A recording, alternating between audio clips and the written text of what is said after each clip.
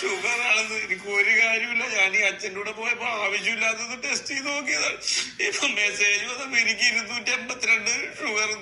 അത് ചെക്ക് ചെയ്തോണ്ട് അത് അറിയാറായില്ലേ? അച്ഛൻ പിന്നീട് നിങ്ങൾ ഒറ്റൊരുത്തരാണ് ഇതിന് കാരണം. പാരമ്പര്യം അച്ഛനുള്ളതുകൊണ്ടല്ലേ എനിക്ക് ഷുഗർ വന്നല്ല. ഞാൻ എന്ത് ചെയ്തിട്ടാണ്? എനിക്ക് പ്രായമായിട്ടാണ് വന്നത്. നിനക്ക് ചെറുപ്പത്തിലല്ലേ വന്നത്. അതിന് ഞാനാ കുറ്റക്കാരൻ. എന്റെ ജീവിതം പോയല്ലോ ദൈവമേ. ഞാൻ എന്തിനാ ജീവിക്കണത്? ഒരു ഷുഗർ വന്നെന്നും പറഞ്ഞ ജീവിതം പോവുകയാണ് എല്ലാവരുടെയും.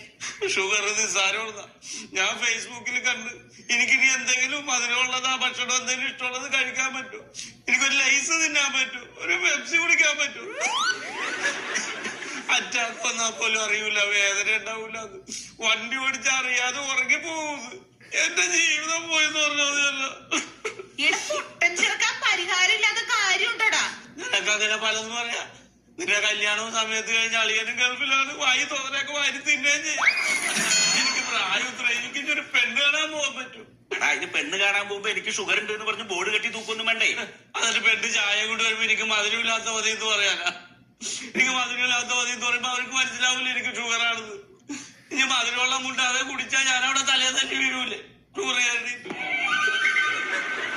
നീ ഇങ്ങനെ കരയേണ്ട കാര്യമൊന്നും ഇല്ല പ്യാരി. ഇതിന്റെ പാട് നോക്കണേ. എനിക്കിനി ജീവിക്കണ്ട. എടാ, അതിന് മരുന്നൊക്കെ ഉണ്ട്. ഡോക്ടറെ ആരെങ്കിലും കണ്ടാ പോരെ? ഡോക്ടറെ കണ്ട് മരുന്ന് കഴിച്ചിട്ട് എന്താ കാര്യം? നിങ്ങൾക്ക് തിന്നണ ഞാനിത് കാണാനാ. പനിക്കുന്നവരെ നിങ്ങൾ തിന്നണ ഞാൻ കാണുന്നു ഇവിടെ ഇരുന്ന്. ഷുഗർ വന്നെന്നും പറഞ്ഞ ഈ ഒടുക്കത്തെ കുടുംബത്തെ ജനിച്ചതാണ് ഷുഗർ. എനിക്ക് ജീവിക്കണ്ടായിരുന്നു. എന്തായാലും ചത്തുകളയാ മതി.